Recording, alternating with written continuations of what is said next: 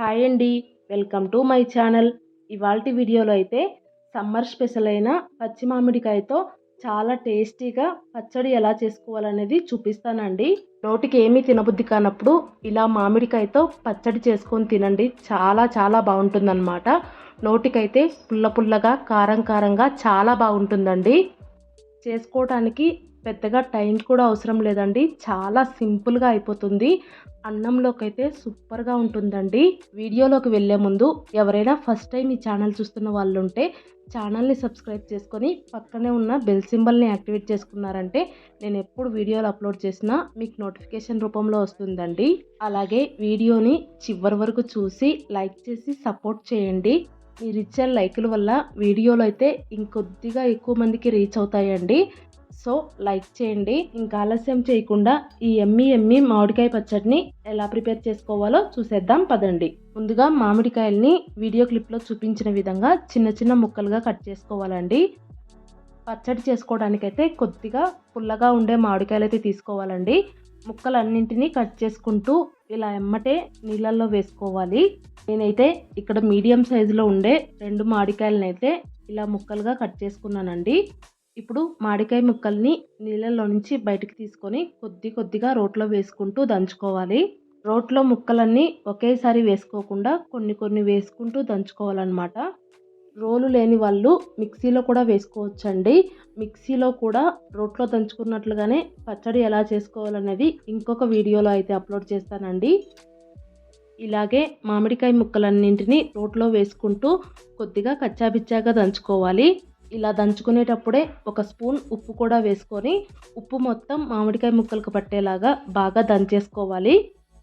ఇలాగే ముక్కలన్నింటినీ బాగా దంచుకున్న తర్వాత ఇప్పుడు అందులో ఒక స్పూన్ కారం కూడా వేసుకొని కారం మొత్తం ముక్కల్లో కలిసిపోయేలాగా బాగా దంచేసుకోండి.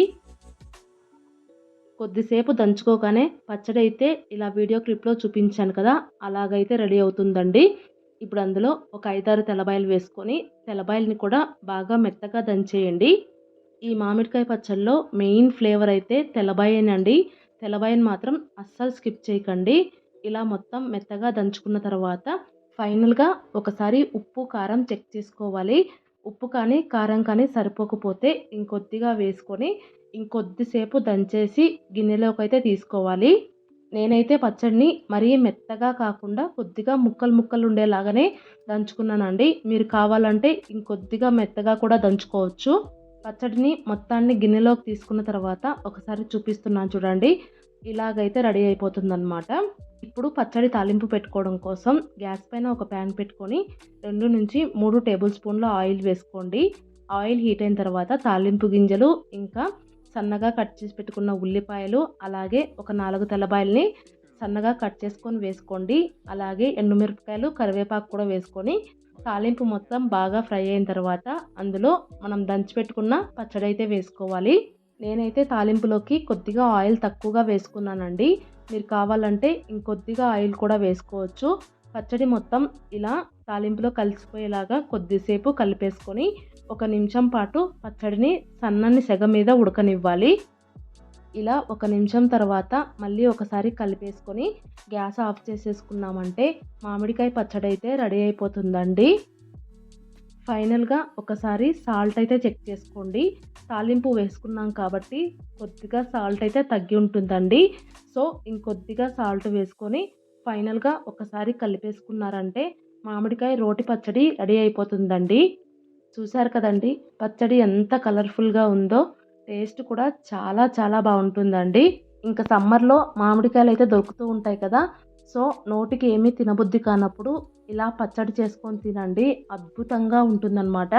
మీరు కూడా ఈ పచ్చడిని ట్రై చేసి మీకు ఎలా వచ్చిందనేది కామెంట్ చేయండి. అలాగే ఈ వీడియో మీకు నచ్చినట్లయితే లైక్ చేయండి, షేర్ చేయండి. కొత్తగా చూస్తున్న వాళ్ళు సబ్స్క్రైబ్ చేసుకోండి. Thank you.